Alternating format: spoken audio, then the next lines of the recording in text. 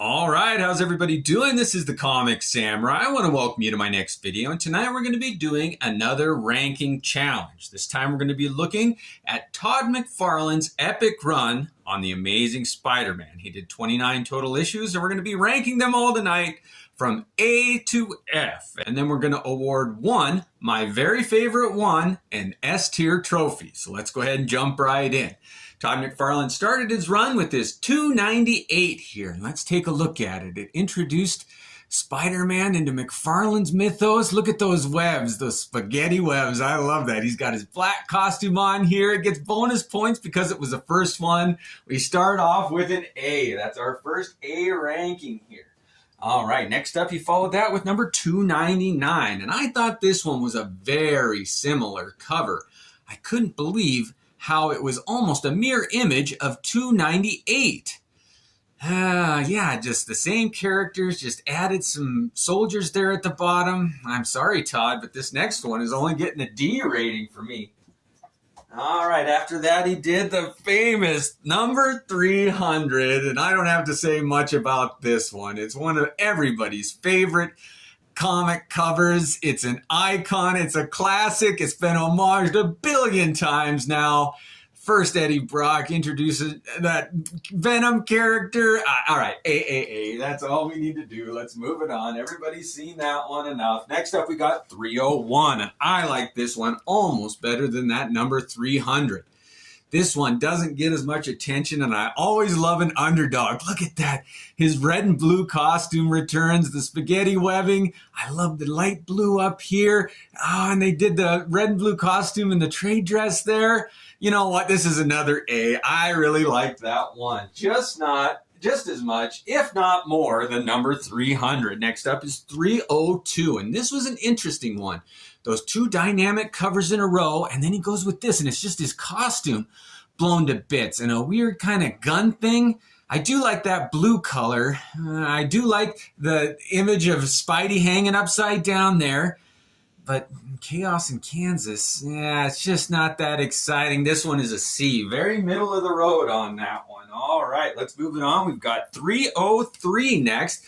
And this was one of my favorites when I got him. It's got Sandman, Silver Sable. Oh, I really do like that cover. Look at how Todd drew Sandman with that hand about to grab him. Spider-Man with his leg way up. Oh, classic Todd. It doesn't get any better than that for me. That's an A for sure. All right, next up is 304, and this is another one that McFarlane did, and he took a chance on it. He drew the web slinger from the back, and it was a way up shot with that silver fox down below. Oh, I don't know about this. I do like the 304 and the thumbnails. Not all of mine are direct sales, but I do like that Todd put a lot of art there. And this one, I do like the image, but that green didn't work for me. Again, this is a middle of the road one. It gets a C. Next up, we got number 305, and this one I always thought was a cheat. I thought it was Todd being lazy. He's got one huge area that's just an arm like swinging that cuts his web, and it just wasn't that dramatic. I think it could have been if it was colored different or the perspective was different. I do like the spotlight around Spider-Man here, but this one, the best I can do is a B on it. That's kind of a tough one there. Next up, we got The Amazing Spider-Man number 306. And of course, this pays homage to that Action Comics number 1, Spidey's throwing a vehicle. Todd McFarlane's take on that classic cover. Although when it came out, it seemed a little simple. It was like, I didn't know that it was an homage. It just seemed like a weird image to me. And that kind of sticks to it. I'm giving this one a B. Next up, we got number 307, and this one. Oh, I couldn't figure it out when it came out. There was the chameleon, that villain on the cover, but I didn't know it at the time. And it's just, I was like, that is a weird take on Spider-Man. What's going on with his eyes? But I love the way McFarlane drew those hands. Look at the knuckles on there, the black background. This one really, and he drew another hand down there in the thumbnail. Oh, I do like that one. This one's getting a B. I like that one. It's a fun image right there. Next up, we got number 308.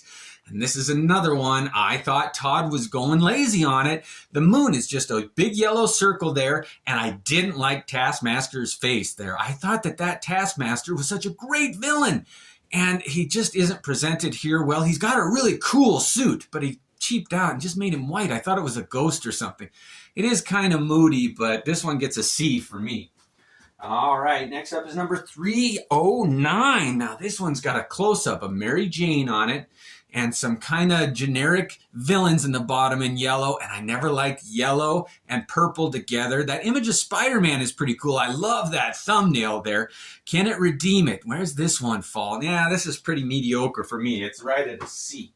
All right, this is fun. These are great. Number 310 is next, and this is another one that I thought he was just being lazy. That whole black image, it was like, what villain is that? Show the villains, Todd.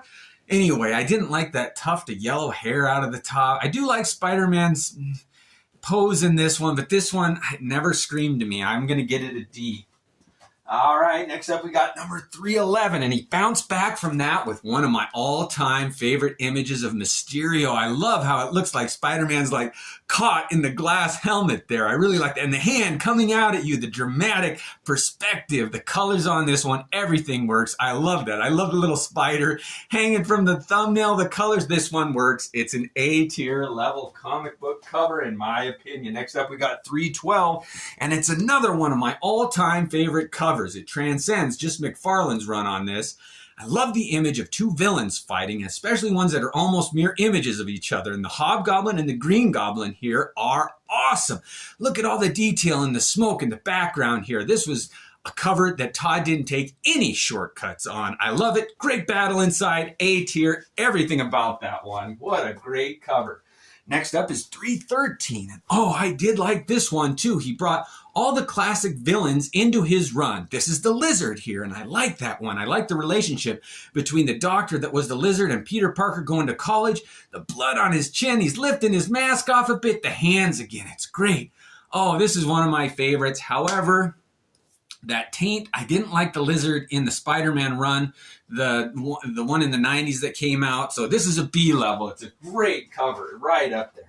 Next up is number 314, and this one does not work for me. It's supposed to be humorous or something, but you gotta read it, and it's just a foot kicking Spider-Man out of a building with Mary Jane sitting on the steps.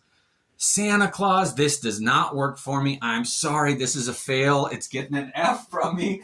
Oh, I hate to do it, but it happens. Next up, we got number 315, and this one features that villain of Hydro Man, and I thought Todd finally drew that character with the respect he deserves. Usually he was drawn as like kind of a portly fellow though, and Venom does make a cameo appearance on the cover there, but it's all about Hydro Man. I love it. And look at how they had detail in his costume when he's above water, but underwater they changed the scheme. Oh, I like that one. This is a great cover. I wish he would have done a personalized thumbnail there, but this is an A tier level. I like that Hydro Man. I think that's one of the most underrated covers on his run. Next up, we got number 316, and this is one of the most famous covers from his run. Look at all the detail he put in Venom. You finally get a good look at that villain up close. I love the detail in the rocks, how it's all broken around him. All those lines coming out in the background. Great colors, great composition. This is another A in my book. I really do like that one. All right, now we're cooking. Let's move it on to number 317, and this has got another image of Venom on it, but this time it's more of like the liquid costume attacking him, but it is creatively done. I like how he was able to still do the image of the Spider-Man costume, so you know that that's what it is. Oh, this is a great one. I love the little head of the Thing up there poking out, and that was the Thing version that I love. This is another A for me. I love that cover. All right, next up we got number 318, and this one features the Scorpion. I love that image. Oh, look at the perspective. Spider-Man's knee coming out at you there. Look at how they even involve the perspective on that word bubble there. Oh, I love that. His signature is front and center. The wall, the brick walls falling, all the detail of the explosion. I love this cover. This is another A from Todd McFarlane. What a great artist he is. Next up, we got number 319, and this has got three villains on the cover. The Rhino, Whiplash, and the Scorpion. All the details in the rocks. Look at that, how it looks like a boxing match title card there. Oh, and they're facing him. The composition on this one, Whiplash's whip curling around. Oh, this is another one that is it as good as the other A's though? No. I'm sorry, but this one gets a B rating, and it's still an amazing cover. I love that. Next up is number 320, and it introduced again that character of Paladin, and I never really liked him. I think this is a pretty uninspired cover. I do like the shadow behind that character, but Spider-Man should be front and center, or a more inspired costume design of that Paladin. Yeah, this one doesn't work for me. I'm going to throw it down to the D level, although as far as comic book covers go, I like it. But next up is number 321, and this one's Paladin and Silver Sable. And how do they get along there? Okay, I like how they're drawn. I like the reflections on her costume. Spider-Man in the middle. Okay, this one's a little better, but still something about the design of that Paladin. Oh, I like that thumbnail. This one's a B. I like that cover there. All right, next up we got number 322. And this one reminds me of 299, where it's just Spider-Man fighting some faceless, nameless villains here. They're laying there. I do like that image of Mary Jane, or is that Silver Sable in the corner there? But he's got a bunch of people tied up in his webbing. I like the colors, but yeah, what an uninspired design for the villains here. This one's a C. It's pretty average. All right, next up we got number 323, and this is one of my favorite drawings of Captain America I have ever seen. Todd McFarlane did a great job on him, and he even liked that visage of Cap so much he put it down there in the thumbnail. Look at that signature, the lines, those little things in the background. That's what makes a cover pop, those little details that set it apart. That little flare on his shield, how his webbing curls and coils. I do like this one. This is getting a B. All right. Oh, man, this is top heavy. I like Todd McFarlane's work on The Amazing Spider-Man, and he continued in number 324, and this is my all-time favorite version of Sabretooth. Look at how he's drawn there. Oh, with the claws in his hair. You can feel the movement like he's twisting, and then it's the flow of those fibers there, and his hair curled back, his hand spread out behind him with the claws, and Spider-Man's hands in the foreground. This is another A. I love this comic book cover. What a great image he captured. All right, next up is number 325, and I like how Todd drew the Red Skull's face. What an imaginative cover here. It's got the flag draping like this. The only thing I didn't like was it was so gray in the background, that brown. They put too much brown in the cover. It's that Fantastic Four number 50 syndrome, where brown just kind of kills the energy of it. Okay, the Red Skull does redeem it. This is getting a B. I can't give it any lower than a B. I really do love that cover. All right, now, after that one, McFarlane took a break, and this number 326 was the next Spider-Man comic that came out, but it wasn't McFarlane. It was followed by a 327, which had an Eric Larson cover, and a lot of people said he was a knockoff of Todd McFarlane, but I liked Larson's stuff. But the next one and final one that McFarlane did was this number 328, and this always makes it to my list of top 10 favorite covers. The art inside, McFarlane knew he wanted to go out on a high note, and anytime I want to be inspired, I look at this because all of the tricks and tropes that McFarlane used are on full display here. I even like how the Hulk has a green tongue, and look at how he's colliding with the trade dress there, and Spider-Man impact right to the bread box there. The Hulk in the thumbnail there. This is the most amazing comic cover that Todd McFarlane did, I think. It's in the A's, and there we have all of the rankings. Now, I am going to go through and award all of those in the top A rating a second look, and I'm going to decide which one of these covers is my all-time favorite. Here we go. We've got, that one that kicked it off, not the best though. 300, it's in the running. 301, I like it more. 303, Sandman. We got Mysterio, Hobgoblin, Green Goblin, Hydro Man, Hulk, Sabretooth, Venom. If I had to pick one, my all-time favorite, the one I go back to time and time again. Oh man, it's between this one and the Goblin and 301. I know it's going to be controversial that I chose 301 over 300, but these are my picks here. Okay, the white cover, we got Hobgoblin and Green Goblin, and then we've got the Hulk doing his thing. Man, which one of these do I like better if it came down to it? And I only had one to choose. This image of the Hulk. Again and again, I come back to this. I think Todd McFarlane did his best work on this comic book right here. Look at that. Oh, the impact. It just screams, open this comic book and read it.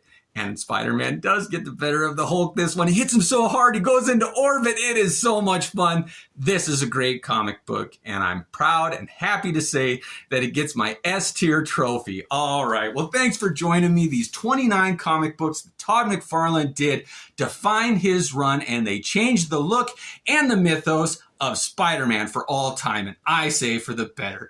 Thanks for joining me. This is a lot of fun. Catch me next time where we'll look at another run by a famous artist. Have a great night, and thanks again.